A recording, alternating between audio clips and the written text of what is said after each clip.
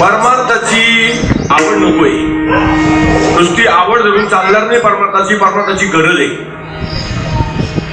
कोणला हा परमार्थ आवडो न आवडो आपण हा विचार करायचाच नाही. आपल्याला स्वतःला समजलं ना, तसा प्रवचनामध्ये मगाशी बोलताना निवृत्ती भाऊ बोलले, मला काहीही समजत नव्हतं, मी त्या नामाची घोकंपट्टी करीत होतो. खरी गोष्ट आहे, त्यांनी मला सांगितलं, ती अगदी खरी गोष्ट आहे ती. तो अनुभव, तो साक्षात्कार झाल्यानंतर त्यांचा विश्वास पूर्ण बसला का काय आहे हे. काही सांगणारे असे असतात बी का आपण चाललेल्या रस्त्याला तो रस्ता बंद करून त्याला वेगळा फाटा फुटून त्याला बाजूला करून गेलं, अशी काही लोक असतात. पण एकदा स्वतःला अनुभव आला ना, तो कधीच कोणाचा ऐकणार नाही. विठ्ठल विठ्ठल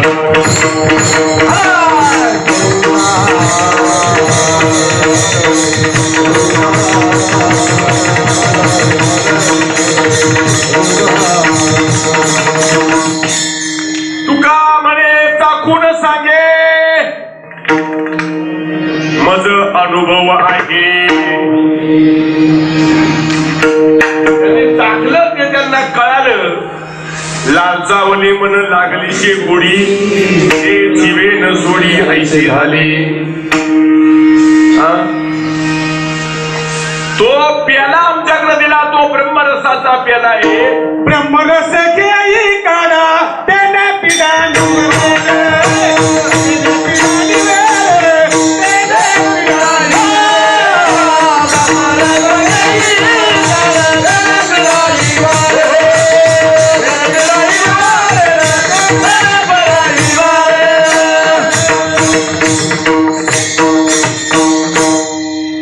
खूप मंडळी इथं हुशार आहे, सगळे गायनाचार्य मंडळी आहे. तुम्ही सुज्ञ लोक खाली बसले कीर्तन ऐकण्याकरता, खूप सुज्ञ आहात तुम्ही. तुमच्या पुढे माझ्यासारख्यानं बोलणं काही योग्य नाहीये. तुम्ही खूप ज्ञानवंत आहात. दादांनो, मला काही समजत नव्हतं, पण आजही काही समजत नाहीये. काहीच कळत नव्हतं, काही कळत नाहीये. जे थोडंफार कळते ती माझ्या बाबांची कृपा आहे. मी माझे बाबा म्हणतो, त्यांनी एवढं परिवर्तन केलं. कोण होताशी तू, काय झालाशी तू, कोण होता तू, काय झाला. अरे बाबा, एवढा विचार कोण आहे, इतका विचार सुंदर आहे. तुमच्या जे खरे ज्ञानवंत असतील ना, त्यांच्या लक्षात येईल गोष्ट का ज्यांना ज्यांना ज्यांना ज्यांना नामाचा झटका बसला असे त्यांच्या लक्षात येईल काय खरे काय खोटे. अरे 400 वर्षापूर्वी तुकाराम महाराज म्हणतात, 400 वर्ष झाली उजळावया आलो वाटा.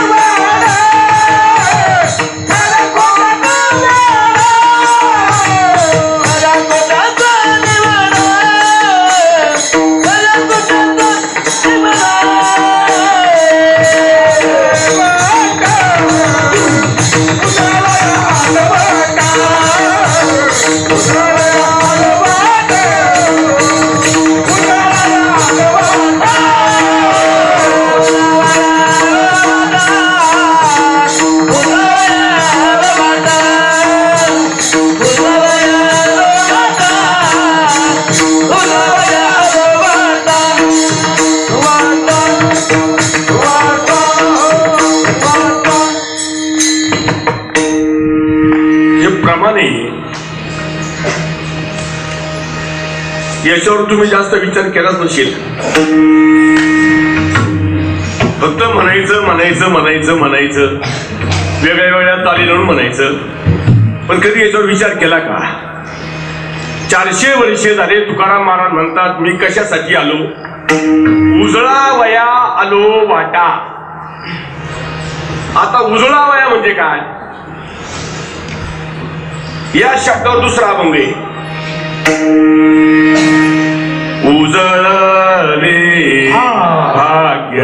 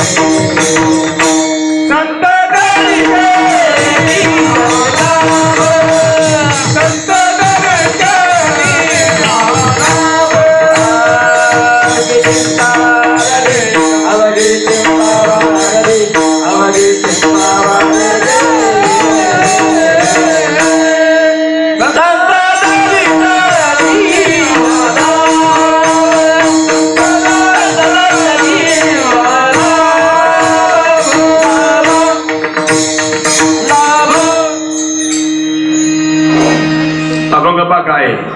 उजळा वया आलो वाटा. आता कोणत्या वाटा? तुमच्या गाड्या ज्या रस्त्यानं त्या वाटा. मला त्यांनी या वाटाने सांगितल्या देवाकडं जाण्याच्या वाटा. उजळा वया आलो वाटा, खरा आणि खोटा. शब्दोबा काय वापरले बा? खरा आणि खोटा. आता तुकाराम महाराज ज्या अर्थी खरा आणि खोटा म्हणले त्या अर्थी काहीतरी भांगडा असलीच पाहिजे ना. हा, परमार्थ खरा का खोटा? श्रीपाद बाबा भेटायच्या अगोदर खरं बोला.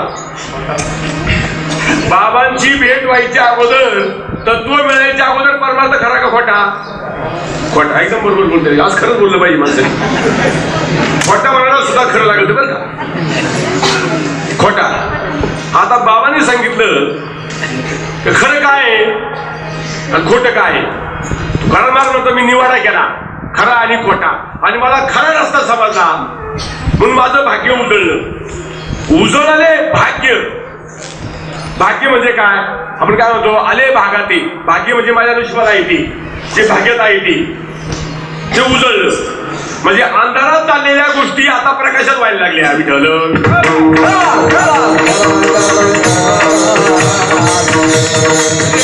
अज्ञानात चाललेल्या गोष्टी आता ज्ञान प्राप्त झालं. अगोदर अज्ञानामध्ये चाललं होतं सगळं. नांगर हाकणं का होईना सुद्धा. नांगर हाकणारा नांगर हाकीत राहतो, पण हाकीत असताना तो नांगर हाकीत असताना त्याला जर स्वतःच भान नसलं ना, तो मनात विचार करतो माझं वावर आहे, एवढं नांगरलं, एवढं काम झालं, असं करायचंय तसं करायचंय, सगळ्या गोष्टी चालू राहते. पण जर त्याला जर ज्ञान झालं ना, नाही हे फक्त आपलं कर्तव्य, आपलं काम आहे. हा करणारा सगळा परमेश्वर आहे. हे बैल नाही, हा सुद्धा देवच आहे. हाकणारा सुद्धा देवच आहे. तो सगळ्या गोष्टी त्या देवावर सोडून देतो. क्रिया ती चाललेली नांगर हाकायची. गाडी चालवताना सुद्धा मी कोण चालवणारा? तो चालवणार आहे. ना अगोदर मी गाडी चालवतो. असं जे गोष्टी आहे त्याच्यामध्ये ज्या वेळेस जाग येते, जागृती होते, ज्ञानाचा प्रकाश पडतो, त्यावेळेस त्याची गोष्ट प्रक्रिया बदलून जाते. म्हणून ते म्हणते आता इथून माझं भाग्य उजळलं. ती गवळण एका गवळण म्हणते येथे आली ओ याच्या निज कार्या, केली कर्मे ती मागील भोगाया, आता घडती ओ याचे समर्पाया, नाही भय त्या निजस्थाना जावया हो. मी त्या गवळण म्हणते अगं आपण इथं कशासाठी आलोय? काय करण्यासाठी आपण आलो इथं? काय इथं आपलं? इथं येथे येण्याचं कारण तिने सांगितलं. येथे आली हो याचे निज कार्या, केली कर्मे ती मागील भोगाया, ते भोगत असताना आता घडती हो याचे समर्पाया. पाहू आता काही शब्द वापरले पा. आता हे कर्म कोणामुळे घडतंय? कोण करतंय? सगळं कर्माचा करता कोण आहे? तो भगवान परमात्मा. तो समजला भाग्य उजळलं. विठ्ठल विठ्ठल.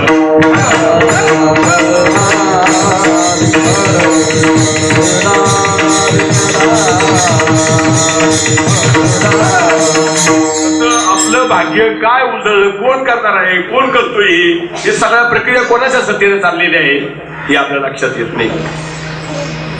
ज्या दिवशी आपल्याला स्वतःच्या शरीराचा कर्माचा करता सापडेल ना, वा वा वा वा,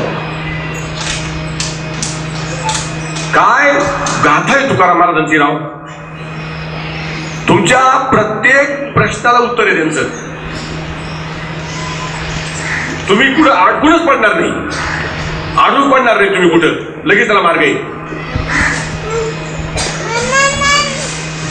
किती काळ गेला, जसे तसे अभंग सांगतात.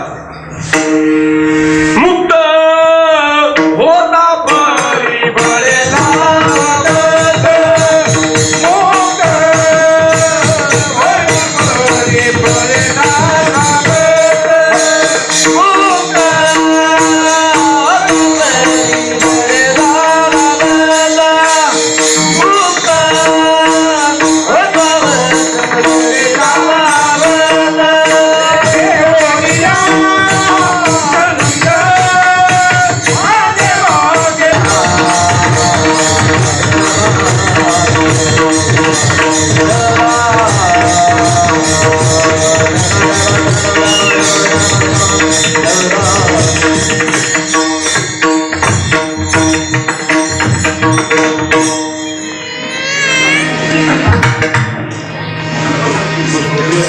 वर्णाविती थोरी एका सद्गुरूची, येरा मानवाची कामाने. सद्गुरु समर्थ कृपेचा सागर, मनी वारंवार आठवावे. पांडुरंगा करू प्रथम नमन, बसवासी जय. पांडुरंगा करू प्रथम नमन, बसवासी जय. पांडुरंगा करू प्रथम नमन, बसवासी जय. पांडुरंगा करू प्रथम नमन, बसवासी जय. पांडुरंगा करू प्रथम नमन, बसवासी जय. पांडुरंगा करू प्रथम नमन, बसवासी जय. पांडुरंगा करू प्रथम नमन,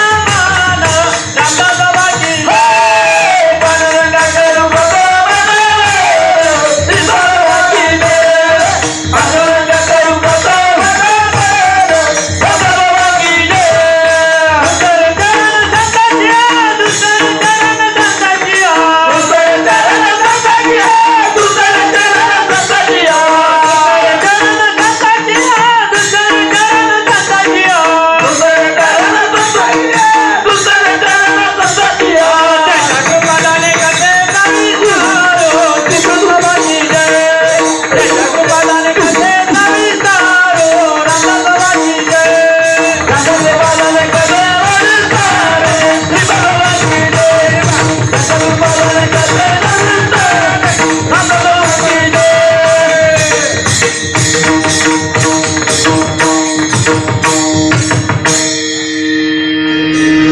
ब्रह्मानंदम परमसुखदम केवलम ज्ञानमूर्ती, द्वंद्वातीतम गगन सदृश्यम तत्वमस्यादिलक्ष्यम, एकम नित्यम विमलं जलम सर्वादि साक्षीभूतम, भावातीतम त्रिगुणरहितम सद्गुरुम तम नमामि.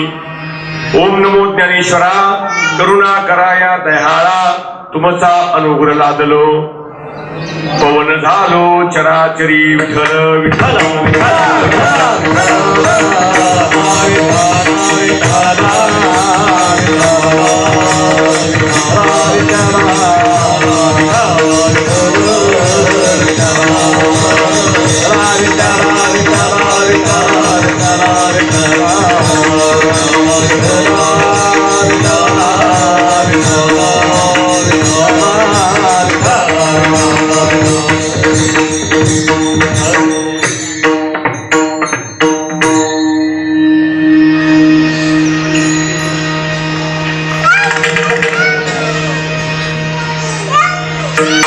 आज तुम्हाला सगळ्यांना माहिती आहे तरी सांगावं लागतं. आज व्यास पौर्णिमा आहे. आणि व्यास पौर्णिमेच्या निमित्ताने आपण सर्व साधक बंधू या तीर्थस्थळी एकत्र जमलो. आपल्या सर्वांची सद्गुरु ब्रह्ममूर्ती सच्चिदानंद सद्गुरु श्रीपाद बाबांच्या या गुरुपौर्णिमेच्या निमित्ताने हा आजचा दिवसभराचा आपला हा सोहळा कार्यक्रमासाठी थोडा सकाळी उशीर झाला. आपल्याला 11:15 11:30 वाजले. दरवर्षी आपण 10 वाजता सुरू करतो. यावर्षी आपल्याला जवळजवळ 1.25 तास उशीर झाला, 1.5 तास उशीर झाला. म्हणून बऱ्याच जणांचं मनोगत व्यक्त करण्याचं राहून गेलं. तरी अतिशय सुंदर पद्धतीने बरेच व्यक्ती या ठिकाणी सुंदर अशा त्यांच्या भाषा शैलीमध्ये त्याच्या पद्धतीने त्याने भरपूर सांगण्याचा प्रयत्न केला. मला वाटतं कीर्तनापेक्षा त्यांचे प्रवचन बरे झाले. त्यांनी मला सांगण्याकरता काही ठेवलंच नाही. एवढे सुंदर सुंदर बोलले गेले सगळे. जवळजवळ आपणच जवळजवळ 20-25 मिनिटं जवळजवळ चांगलं लेक्चर दिलं आपल्या सगळ्यांना, मार्गदर्शन केलं. संदनापास झाल्यानंतर मग आपला दादा उठला. दादा झाल्यानंतर निवृत्ती भाऊ उठले. असे एक करीत करीत करीत करीत शेवटी वाली म्हणून त्याचा समारोप केला. अशा पद्धतीने त्याच्यामध्ये बरेच जण राहिले त्यामध्ये बोलण्याकरता. नाविलाज होता आपला, काय करणार, त्याला विलाज नाहीये, वेळेचं बंधन असतं. आताही हो करता करता करता करता करता ते कीर्तन पार म्हणजे त्याचं फार बोऱ्या झाला असं म्हणायचं. आता आपण फक्त निमित्त मात्र आता सद्गुरूचं वर्णन करायचंय म्हणून सद्गुरूचा अभंग घेतला. श्री संत एकनाथ महाराजांच्या खात्याचा अभंग फक्त त्याचं सद्गुरूचं वर्णन केलेलं आहे. आणि आज तो दिवस असल्या कारणाने तो अभंग निवडावाच लागला. तो अभंग फक्त निमित्त मात्र राहणार आहे. मला तुमच्याशी संवादच करायचा आहे. मला जे बोलता ते बोलेल. मला म्हणजे आता व्यवहारासाठी मला म्हणतो तोच बोलणार आहे. आणि डोकं थोडं परमिट झालंय, म्हणजे थोडं असं डोकं दुखायला लागलं. काय झालं काय माहिती. तुमची तर काय कोणाची दृष्ट लागणार नाही मला.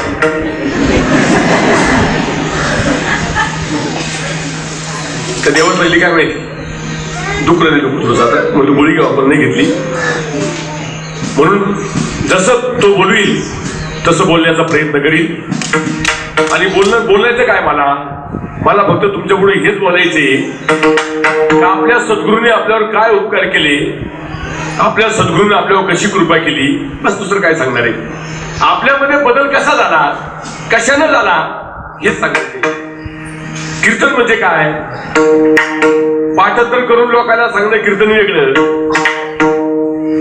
आणि शरीरातली किरकिर बाहेर काढून लोकांना सांगणं ते कीर्तन वेगळं. म्हणून सांगतो तुम्हाला, मी तुमचा सगळ्यांचा दास आहे, सद्गुरूचा दास आहे, हरीचा दास आहे, तुमचा दास आहे.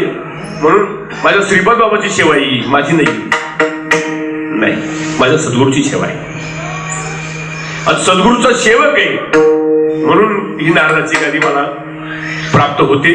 नाही तर मला इथं कुठल्याही प्रकारचा अधिकार नाही, मला बोलण्याचा सुद्धा अधिकार नाही. पण माझ्या बाबांनी मला अधिकार दिला तो. म्हणून मला वाटतं जगाला चालवणारा भगवंत लहान आहे, एवढे श्रीपाद बाबा महान आहे. असं साधू बोले नाही बाबा, काय बोलायचं साधूबद्दल. खूप खूप देवपणला माहिती होता, कुठं देव आहे काय समजत होतं. आम्ही सुद्धा देवानेच पूजित होतो, आम्ही सुद्धा देवळातले देव पाहत होतो, देवानेच पूजित होतो. पण त्या महात्म्याने कृपा केली आणि आम्हाला नाही घडविला नाही बैसविला, भेटावया आला पुंडलिका. जो चैतन्याचा गाभ आहे स्वयंभू आमचा विटेवरी उभा चैतन्याचा गाभा पांडुरंग असा गाभा त्यांनी आम्हाला दाखवला. अशा श्रीपाद बाबांना त्रिवार वंदन करतो. त्या साधूच्या चरित्रात पुस्तक होतो. बोलण्यानं शब्दाने वर्णन करून त्यांचे उपकार फिटणार नाहीये. त्यांचे उपकार अजिबात फिटणार नाहीये. कधीच फिटणार नाहीये. पण त्यांच्या तत्वाशी कृतज्ञ नाही व्हायचं. ते तत्व तुमच्यापर्यंत समाजापर्यंत पोहोचवलं ना नक्कीच श्रीपाद बाबाचा झेंडा जगामध्ये लागेल बाबा. काही कोणताही उपाय नाहीये. दादांनो, एवढे पुण्यवान आहात तुम्ही. या धर्माच्या मंडपामध्ये तुम्ही बसले.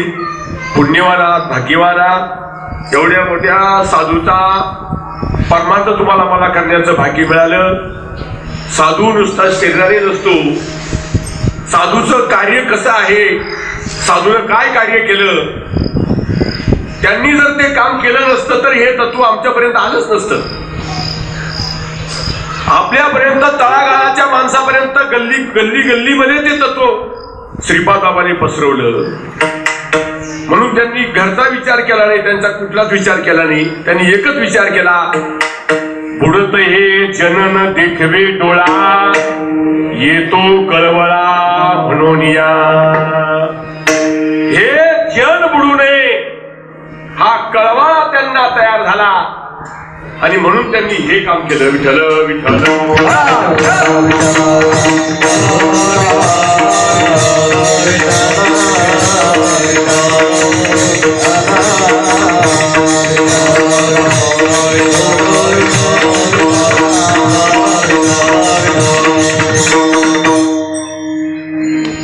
महान कार्य त्यांचं. त्यांच्या महान तत्वाने, तत्वशी महावाक्याने आपला जन्म आणि मृत्यूच बाद करून टाकला त्यांनी.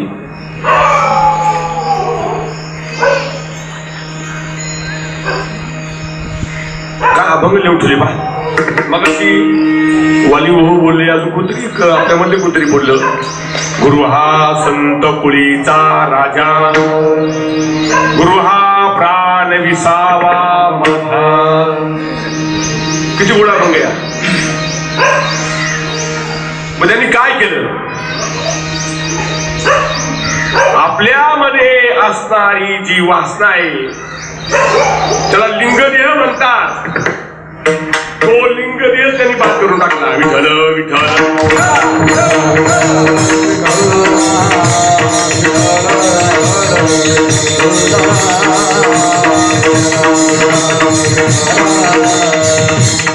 गुरु वैराग्याचे मूळ,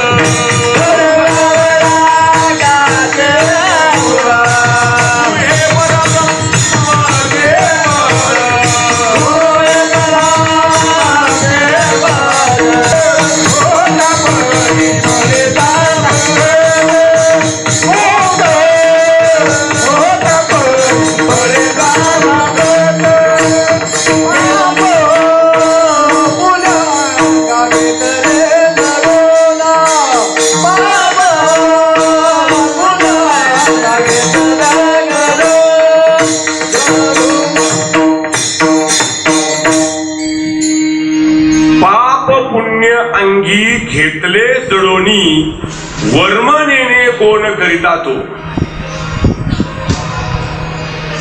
पाकाल जडून त्यांनी सांगितलं, पाप पुण्य जडून घेतलंय स्वतःहून. अंगी घेतले जोडून वर्म नेणे कोण करता ते. हे करणारा कोण आहे, करता तो. वर्म नेणे कोण करता तो, हे कोण करणार आहे. हे वर्म तो विसरला आणि हे वर्म विसरल्यामुळे ते पाप पुण्य त्याने स्वतःला जोडून घेतलंय. मी माझं हा छंद लावून घेतला आणि या छंदामुळे तो त्या कर्मामध्ये गुंतला गेला, त्या पाप पुण्यामध्ये गुंतला गेला. त्याची अशी बिकट अवस्था झाली. म्हणून तो करणारा कोण आहे, चालवणारा कोण आहे, बोलणारा कोण आहे. झाले हे शरीर कोणाची जात, झाले हे शरीर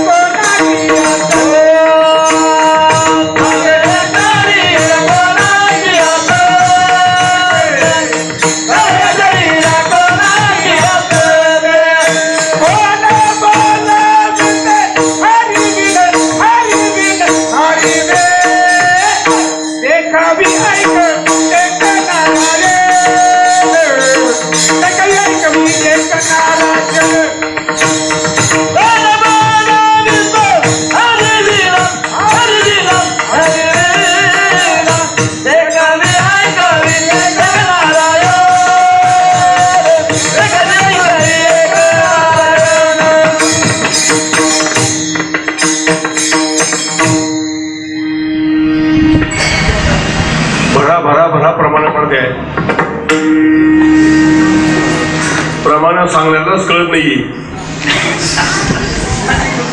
हो ना, त्यांची अवस्था मला चांगली माहिती. प्रमाण देतो ना त्यालाच माहित नाही चाले शरीर कोणाची असत ते, त्याला सत्ता माहित नाही. त्याला फक्त 52 पत्ता माहिती. ही सत्ता कुठे माहिती?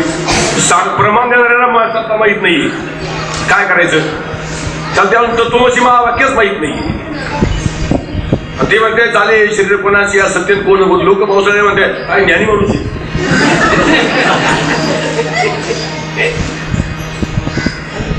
अहो तो हाफ इंजिनियर आहे, तुम्हाला काय माहिती?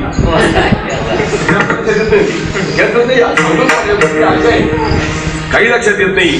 फक्त माईकवर सांगायला म्हणजे एकदम वाटते बाबाला सुद्धा महाराजांना सुद्धा. तर त्याचा अभ्यास आहे का काय माहिती. चाले हे शरीर कुणाची असते, कोण बोलविते हरिविन, देखवी ऐकवी एक नारायण तयाचे भजन. लोकांना हे भजन म्हणजे टाळापाकाचं भजन त्यांना वाटतं हेच भजन आहे. असा लोकांचा समज चाललाय. आता हे भजन तर आहे, एका लिहून ठेवले अखंड चिंतन विठोबाचे, याचा काय करावा? याचा ते अभंग खोटे करता येतील का? कसे खोटे करता येतील ते अभंग? अखंड चिंतन ते भजन म्हणजे ज्ञानदेव मौन जपमाळ अंतरी. आता मौन सांगितलंय, कसं काय भजन करायचं? कोणता अभंग म्हणायचा मौन झाल्यावर? मौन झाल्यावर अभंग म्हणायचा कोणता? ते भजन कोणतंही. चितविता याला कोण आहे, याला कोण आहे,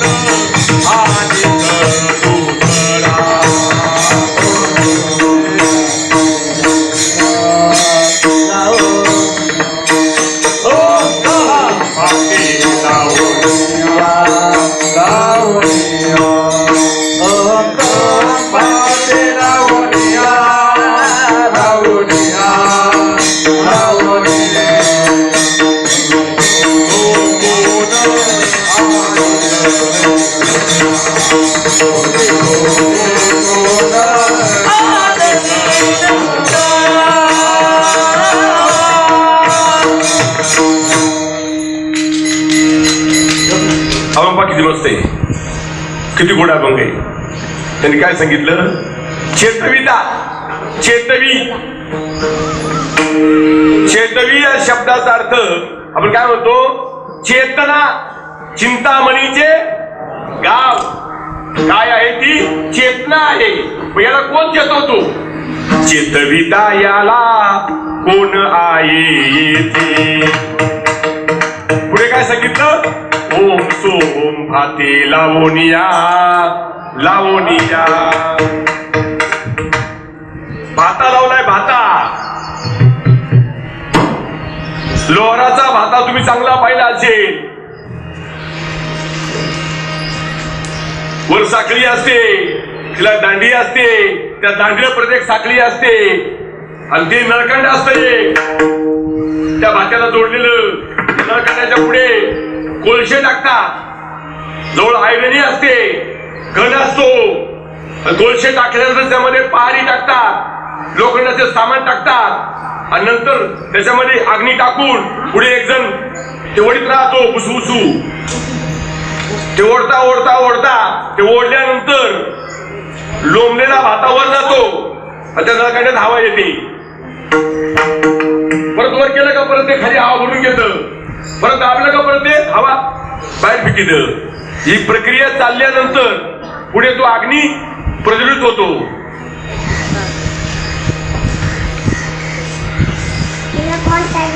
पाहिला तू ज्यांनी पाहिला असेल तो भाता त्यांच्या लक्षात आला असेल. तसा तो भात आहे ना, तसाच ये गिरीबा जरा पोटबा हा भात आहे. उलट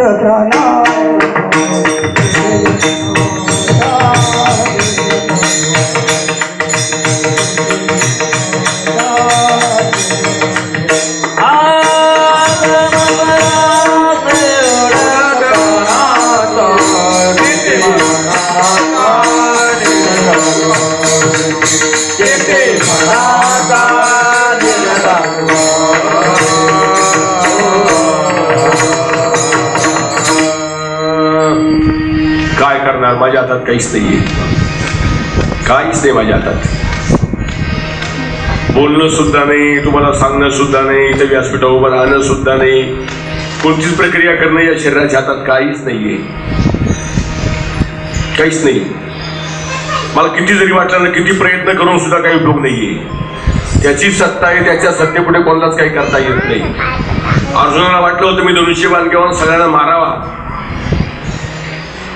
ज्यावेळेस सगळ्या स्त्रिया द्वारकेतून घेऊन अर्जुन निघाला ना, धनुष्यबाण घ्यावा मी या सगळ्यांना मारावं.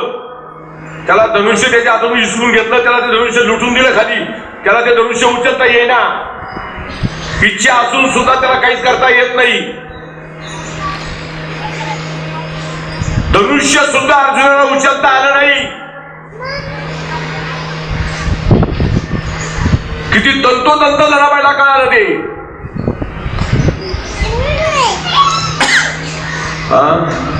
किती तंतोतंत कळालं. सत्यवानाचा भाऊ केला छळ, कीर्तिवानाचे मारियले बाळ, सका म्हणविशी त्याचे नाशी फळ, जणी म्हणे मी जाणे तुझे खेळ रे. लक्षात ठेवा, आपल्या हातात काहीच नाहीये. काम क्रोध लोभ स्वार्थ अवघा माझा पंढरीनाथ. माझ्याकडे काम नाहीये, तो सुद्धा माझा पंढरीनाथ आहे. माझ्याकडे क्रोध नाहीये, तो सुद्धा माझा पंढरीनाथ आहे. माझ्याकडे लोभ नाहीये, तो सुद्धा पंढरीनाथ आहे. येवोनी संसारी मी तो एक जाणे हरी, अनिक काही नेणे धंदा नित्य ध्यातशे गोविंदा. काम क्रोध लोभ स्वार्थ अवघा माझा पंढरीनाथ, तुका म्हणे एक धनी विठ्ठल मी सेवक. काय बंगले उठलं विठ्ठल विठ्ठल.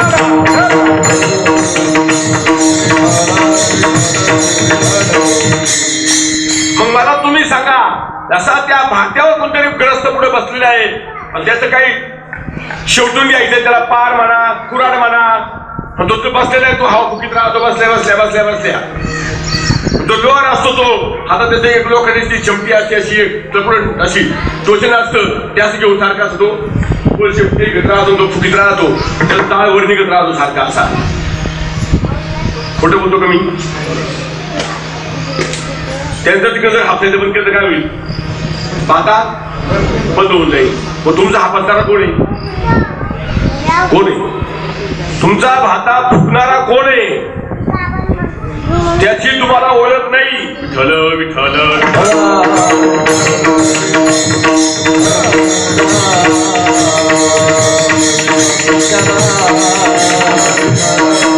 त्याची ओळख नाही, त्याला सोडून बाकीच्या पंचायती सगळ्या पंचायती झाल्या बाकी सगळ्या.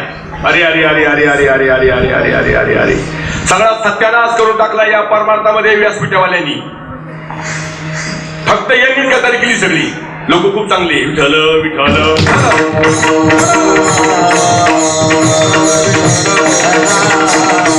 जो भाता फुकणार आहे ना, तोच यांनी गायब करून टाकला. तोच गायब केला, गायब. अर्थ लोपले पुरा.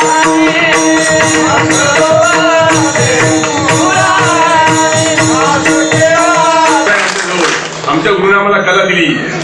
अहम भावात मारायचं आणि सोहम भावात जागे करायचं. कपड्यावर पाहता तसं नाही. माणसं मारायचं काम, तुमची वृत्ती मारायची, तुम्हाला निवृत्तीच्या मार्गाला लावायचे, परत तुम्हाला जिवंत करायचे, पण मी देह म्हणून नाही. त्याला म्हणतात मेले माणूस जिथं उठवी. तू काय ते बाळपोटी मायेरी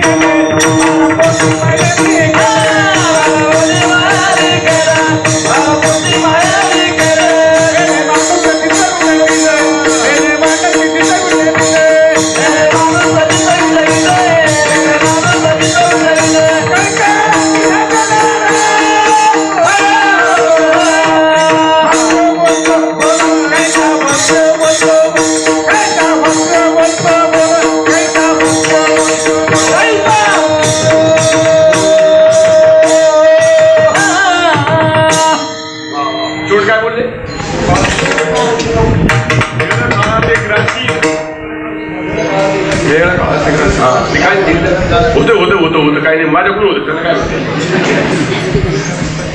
ऐकलं तुम्ही सगळ्यांनी? गंधावाला नुसतं गंधावाला माळ घातली म्हणजे परमार्थ नाही तो. ते फक्त मी माझा पती मी माझ्या सौभाग्याचं लेणं ते लावलंय. जो हवा फुकणारा पुढे बसलेला ना, हवा फुकणारा पुढे तो माझा मालक आहे, म्हणून तो भाता चाललेला आहे. विठ्ठल विठ्ठल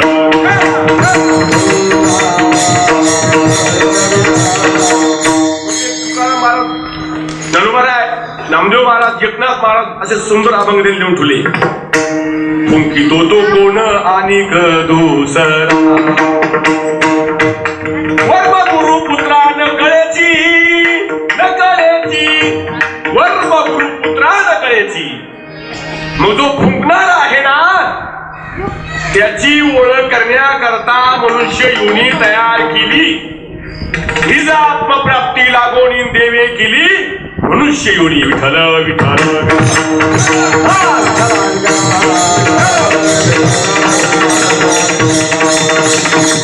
असा जो पुढे आहे ना फुकणारा, तो आत्माराम आहे, तो देव आहे, त्याला परब्रह्म म्हणतात, तो परमेश्वर आहे.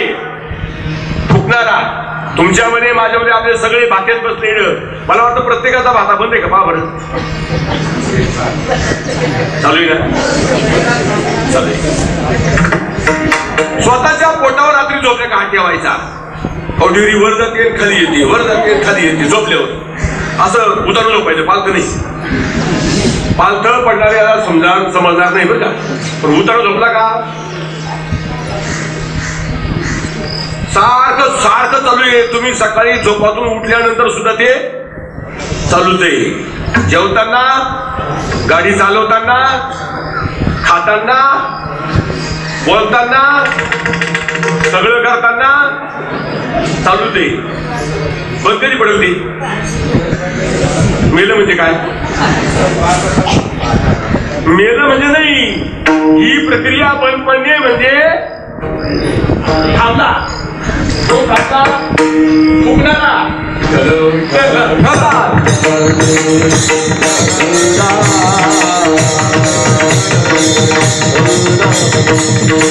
ती सत्ता ओरिजिनल आहे, ती भगवंताची सत्ता आहे. आणि ती सत्ता प्राप्त करण्याकरता काही न लगे एक भावाची कार.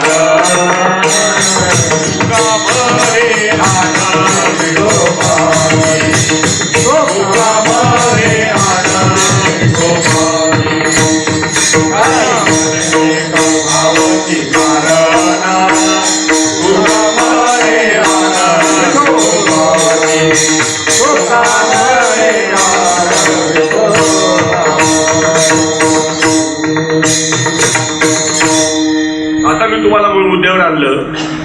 ती सत्ता तुमच्याजवळ आहे, माझ्याजवळ आहे, सगळ्या ठिकाणी आहे. मी खोटं सांगत नाही. तुका म्हणे होता देवा,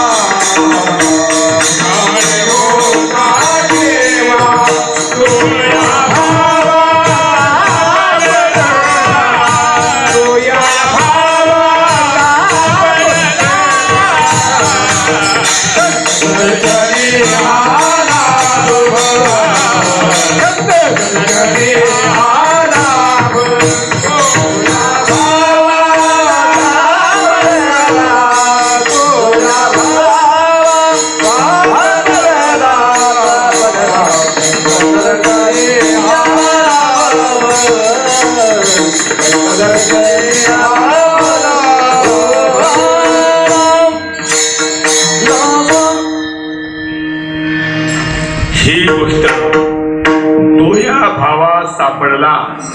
बसलेले पाहुणे, लक्ष इकडे माझ्याकडे द्या. आपल्या हितासाठी सांगतो.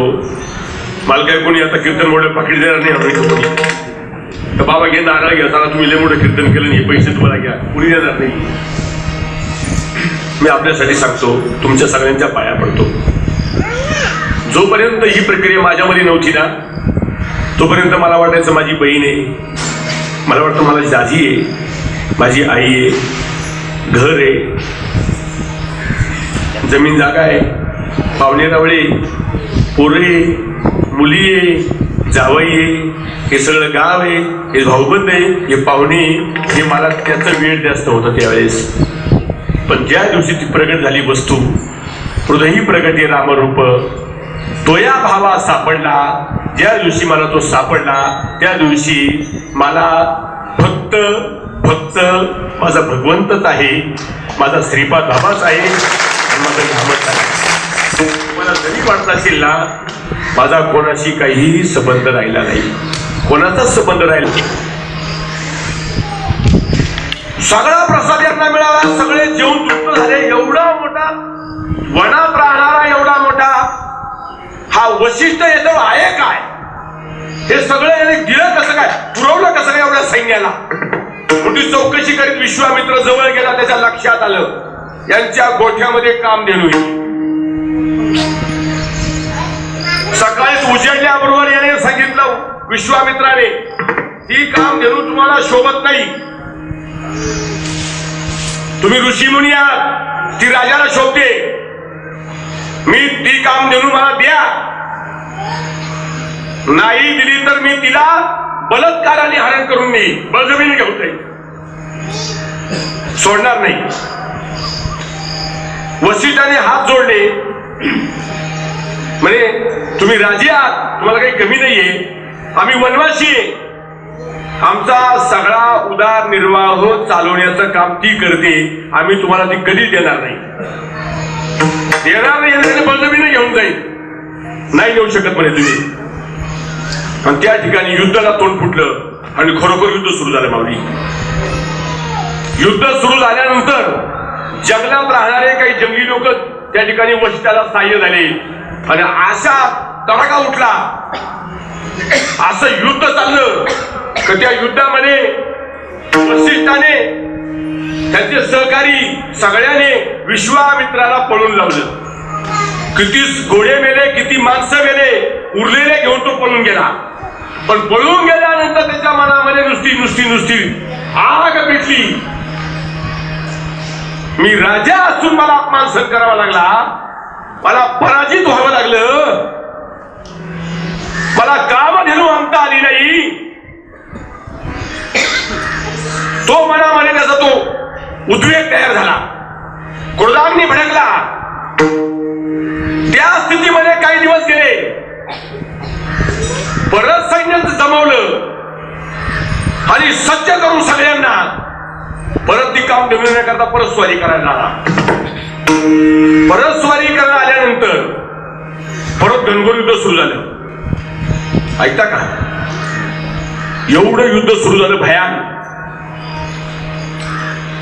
आता हे शस्त्र विस्त्र घेऊन आलेले, सगळे सज्ज होऊन आलेले. इकडे काय हो, इकडे फक्त सद्गुरूचा पावर आहे, बस काहीच नाही, दुसरा काहीच नाही, फक्त सद्गुरूचा पावर आहे वशिष्ठाजवळ.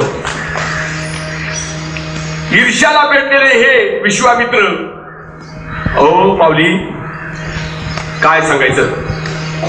असं युद्ध सुरू झालं, शेवटी ब्रह्मदंड हातात घ्यावा लागला.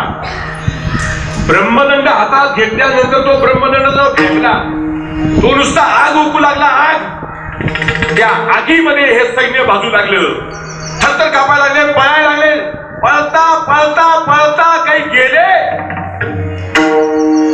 अतिशय अशी लाजीरवाणी गोष्ट घडली. एकटाच राजवस्त्र जमून गेले, एकटाच लंगोट लावून तो विश्वामित्र राजोरात पळू लागला. पहा त्या ब्रह्मदंडामध्ये किती ताकद होती. पळता पळता पळता पळता नगरीमध्ये आला. शैल्य मनामध्ये टोचू लागलं. मला एवढं राज वैभव असताना सुद्धा, एवढं असताना माझ्याजवळ, एवढं सगळं असताना सुद्धा अशी अवस्था. रामकृष्णारी म्हणजे माझ्यापेक्षा ते वशिष्ठ किती श्रेष्ठ असेल, त्यांच्याजवळ काय विद्या आहे अशी, अशी कोणती विद्या त्यांच्याजवळ आहे मी तुम्हाला सांगून जातो. त्यांच्याजवळ एकच विद्या होती, त्या विद्येला म्हणतात ब्रह्मविद्या. तुम्हाला हे पण सांगून जातो, आमच्या श्रीपाद बाबाने आम्हाला ब्रह्म